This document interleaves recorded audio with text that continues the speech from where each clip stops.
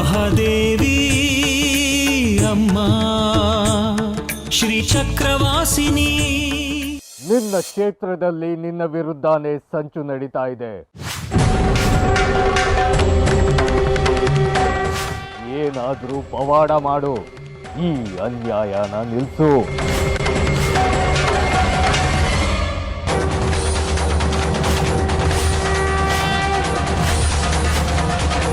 ಅಸಲಿಗೆ ಜಾಜಿಗೆ ಯಾರ ರಕ್ಷಣೆಯೂ ಬೇಕಾಗಿಲ್ಲ. ಈಗ ಅವಳು ಶಕ್ತಿ ಮತ್ತೆ ಭಕ್ತಿಯ ಆಗರ.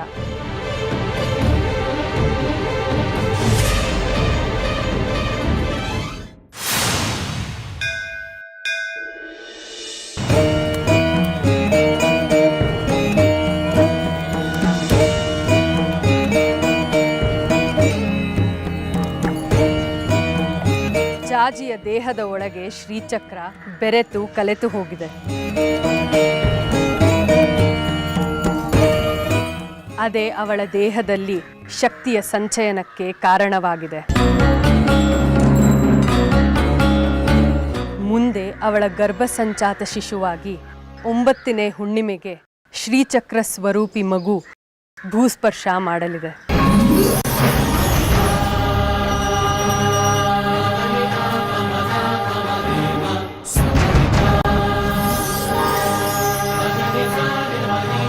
ಅಲ್ಲಿಂದ ಮುಂದೆ ಶುರುವಾಗಲಿದೆ ಚಕ್ರಾಪುರಿಯ ತ್ರಿಪುರ ಸುಂದರಿ ಅಮ್ಮನವರ ಮಹತ್ ಕಾರ್ಯಗಳ ಮಹಾಪರ್ವ.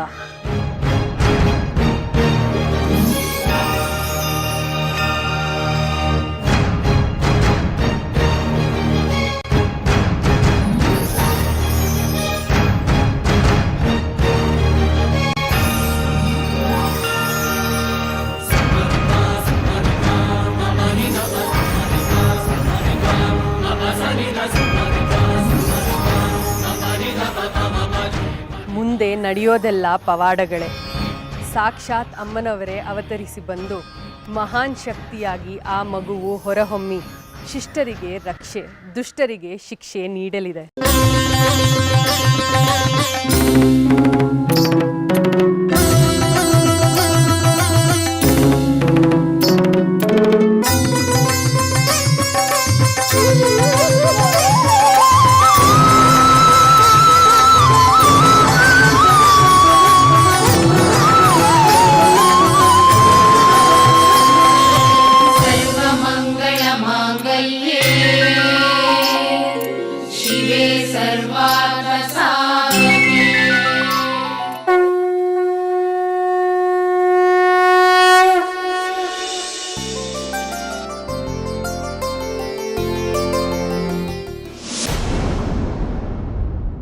ಇನ್ನು ಶ್ರೀಚಕ್ರ ನನ್ನ ಪಾಲಿಗೆ ಖಚಿತ.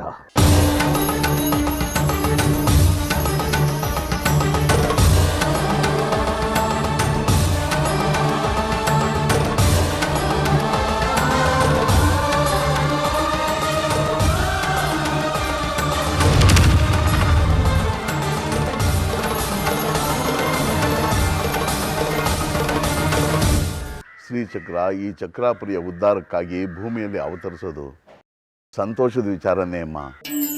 ಆದರೆ ಅದು ಚಂದ್ರಧರನ ವಂಶದ ಕುಡಿಯಾಗಿ ಹುಟ್ಟಿದರೆ ಈ ಲೋಕಕ್ಕೆ ಕಂಟಕ ತಪ್ಪಿದ್ದಲ್ಲ ತಾಯಿ. ಆ ವಿರೂಪಾಕ್ಷ ಶಾಸ್ತ್ರಿಗಳು ಅದನ್ನು ತಮ್ಮ ಸ್ವಾರ್ಥ ಸಾಧನೆಗೆ ಬಳಸ್ಕೊಳ್ತಾರೆ. ಆದ್ರೆ ದೈವಿ ನಿಯಮ ಅಂತ ಒಂದಿರತ್ತೆ ದೇಶಿಕರೇ, ಅದನ್ನ ಯಾರು ಬದಲಾಯಿಸೋದಕ್ಕೆ ಆಗಲ್ಲ. ಜಾಜಿನ ಚಂದ್ರಧರನಿಗೆ ಕೊಟ್ಟು ಮದುವೆ ಮಾಡ್ತಾ ಇದ್ದಾರಲ್ಲ, ಹಾಗಿದ್ರೆ ಪೂರ್ವ ನಿರ್ಧಾರದಲ್ಲಿ ಜಾಜಿ ಜೊತೆ ಚಂದ್ರಧರನ ಹೆಸರಿತ್ತೆ. ಮದುವೆ ಆದ್ಮೇಲೆ ಜಾಜಿಗೆ ಜನಿಸುವ ಶಿಶು ವಿರೂಪಾಕ್ಷ ಶಾಸ್ತ್ರಗಳ ಸೊತ್ತಲ್ವೇ? ಇನ್ನೂ ಮದುವೆ ನಡೆದಿಲ್ಲ. ನಡೆಯುತ್ತೆ. ಇನ್ನು 1 ಗಂಟೆಯಲ್ಲಿ ಮಾಂಗಲ್ಯ ಧಾರಣೆ ಆಗುತ್ತೆ. ಇನ್ನು 1 ಗಂಟೆ ಅವಧಿ ಇದೆಯಲ್ಲ, ಅಷ್ಟರಲ್ಲಿ ಏನ್ ಬೇಕಾದರೂ ಸಂಭವಿಸಬಹುದು. ದೇಶಕರೇ, ಅಮ್ಮನವರು ಪ್ರತಿಯೊಂದರಲ್ಲೂ ಇರ್ತಾರೆ. ಪ್ರತಿ ಕ್ಷಣ ಪ್ರತಿ ಸ್ಥಳದಲ್ಲೂ ಅವರ ನೆರಳಿರುತ್ತೆ. ಅವರ ಪ್ರತಿರೂಪ ಲೋಕದ ಸಮಸ್ತ ಜೀವರಾಶಿಗಳ ಕಣಕಣದಲ್ಲೂ ಇರುತ್ತೆ. ಹೀಗಿರುವಾಗ ತೃಣಮಾತ್ರರಾದ ಮನುಷ್ಯರು ಅವಳ ಇಚ್ಛೆಯನ್ನ ಮುರಿಯೋದಕ್ಕೆ ಸಾಧ್ಯನಾ? ಅವಳು ಕಣ್ ತಪ್ಪಿಸಿ ಮನುಷ್ಯ ತನ್ನ ಸಾರ್ವಭೌಮತ್ವವನ್ನ ಸಾಧಿಸ್ಕೊಳಕ್ ಸಾಧ್ಯನಾ?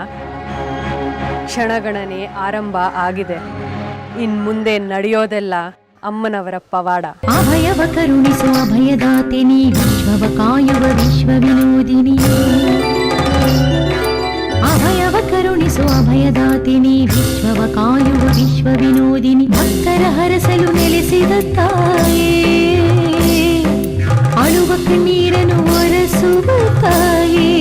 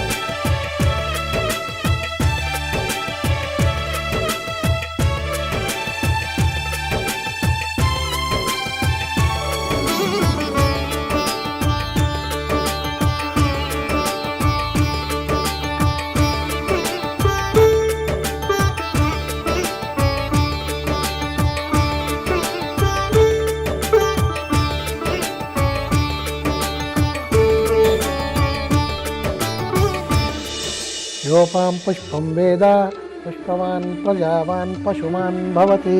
चन्द्रमा वा अपां पुष्पं पुष्पवान् प्रजावान् पशुमान् भवति.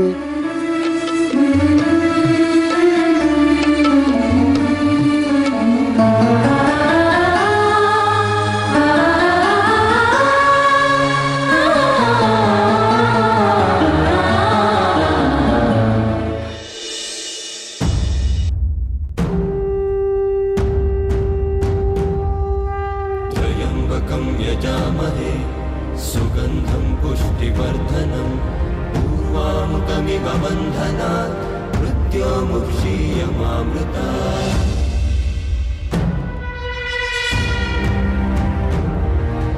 दुष्टशिक्षकं शिष्टरक्षकं सुरसुपूजितम् असुरमर्दनं राक्षससंहारम्.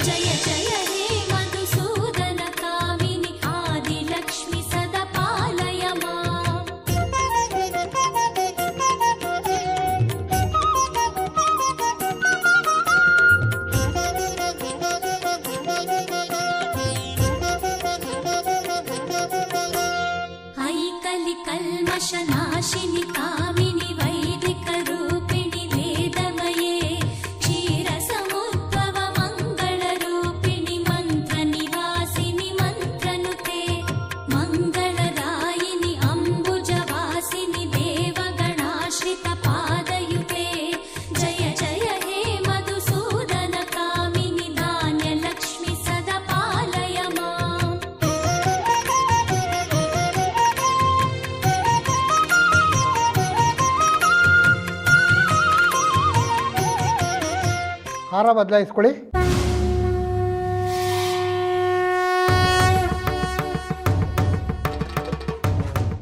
ವಿರೂಪಾಕ್ಷ, ನೀನ್ ಗೆದ್ದೆ.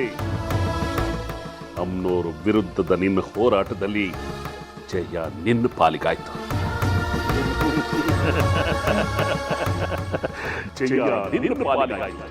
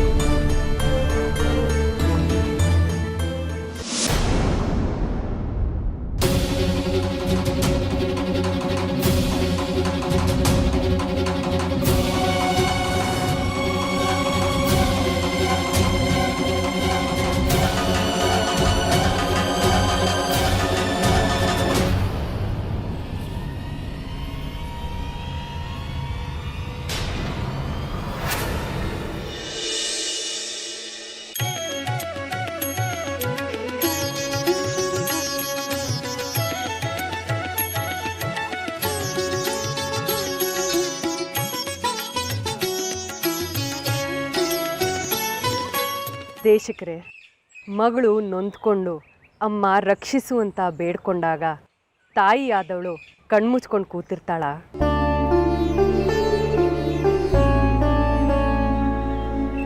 ಹಾಗೆ ಕಣ್ಮುಚ್ಕೊಂಡು ಕೂತಿರೋದು ಮಾತೃಧರ್ಮನ? ಇಲ್ಲ ತಾಯಿ, ಖಂಡಿತ ಇಲ್ಲ. ಅದು ಮಾತೃಧರ್ಮವೂ ಅಲ್ಲ. ಆ ತಾಯಿ ಹಾಗೆ ಕಣ್ಮುಚ್ಕೊಂಡು ಕೂತ್ಕೊಳ್ಳೋಳು ಅಲ್ಲ. ಭಕ್ತಿಯಿಂದ ಕೇಳ್ಕೊಂಡ್ರೆ ಕೇಳಿದ್ದನ್ನು ಕೊಡೋ ಕಲ್ಪವೃಕ್ಷ ಅವಳು. ಮತ್ಯಾಕೆ ದೇಶಿಕರೇ ನಿಮ್ಮ ಕಣ್ಣಲ್ಲಿ ದುಗೂಡ? ಅಮ್ಮನವರ ಬಗ್ಗೆ ಸಂದೇಹನ? ಅಯ್ಯಯ್ಯೋ, ಇಲ್ಲ ತಾಯಿ, ಇಲ್ಲ. ಅಮ್ಮನವ್ರ ಬಗ್ಗೆ ನನಗೆ ಖಂಡಿತ ಸಂದೇಹ ಇಲ್ಲ. ನನ್ನ ಸಂದೇಹ ಇರೋದೆಲ್ಲ ಈ ಮನುಷ್ಯ ಕುಲದ ಬಗ್ಗೆ. ಶ್ರೀಚಕ್ರದ ಪ್ರಲೋಭನೆಗೆ ಒಳಗಾಗಿರೋ ಈ ವಿರೂಪಾಕ್ಷ ಶಾಸ್ತ್ರಿಗಳಂಥ ಮನುಷ್ಯರ ಬಗ್ಗೆ ನನಗೆ ಖಂಡಿತವಾಗಿಯೂ ನಂಬಿಕೆ ಇಲ್ಲಮ್ಮ. ಚಿಂತೆ ಬೇಡ ದೇಶಿಕರೇ, ಒಬ್ಬೊಬ್ಬ ಮನುಷ್ಯನು ಒಂದೊಂದು ಬಗೆಯ ಪ್ರಲೋಭನೆಗೆ ಒಳಗಾಗಿರ್ತಾನೆ. ವಿರೂಪಾಕ್ಷನು ಹಾಗೆ.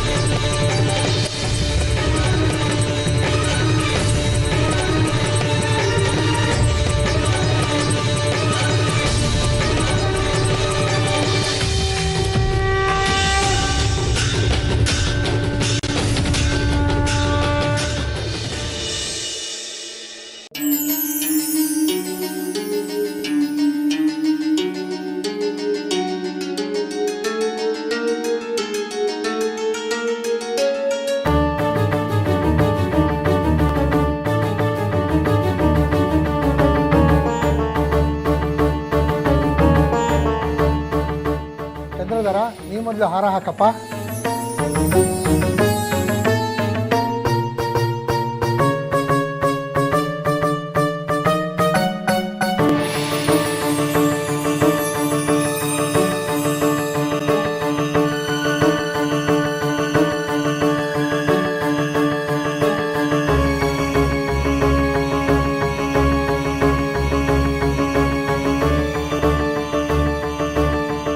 ಮನುಷ್ಯ ತನಗೆ ಬೇಕು ಅನಿಸಿದ್ದನ್ನು ವಶಪಡಿಸ್ಕೊಳ್ಳೋದಕ್ಕೆ ನಾನಾ ಬಗೆಯ ಕಸರತ್ಗಳನ್ನು ಮಾಡ್ತಾನೆ.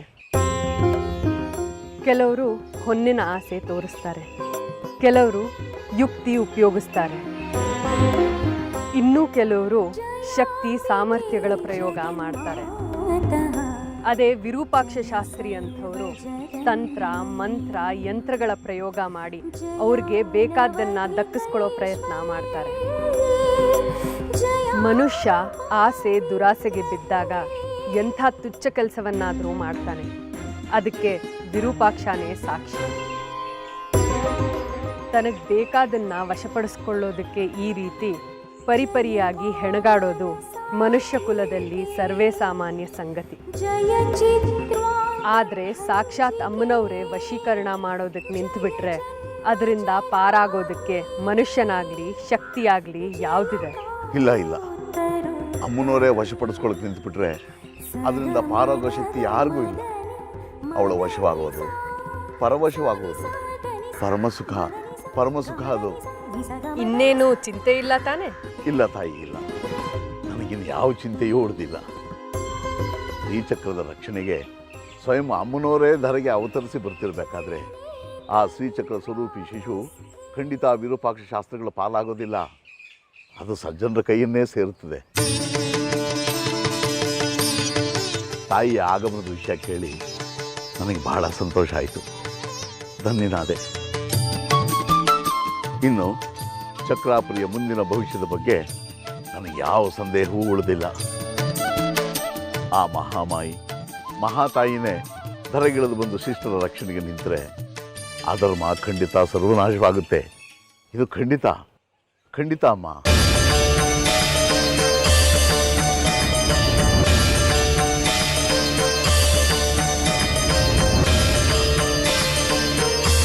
ಹಾರ ಬದಲಾಯಿಸ್ಕೊಳ್ಳಿ, ಮುಹೂರ್ತ ಮೀರೋಗತ್ತೆ.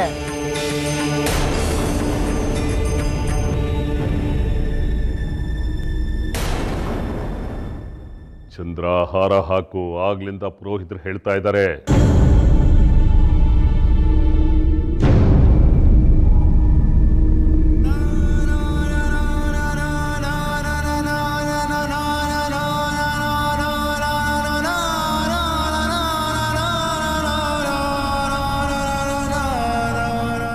ಹಾರ ಹಾಕಿ ಜಾಯಿ, ಸುಮ್ಮನೆ ಹಾಗೆ ನೋಡ್ತಿದ್ಯಲ್ಲ, ಹಾರ ಹಾಕು.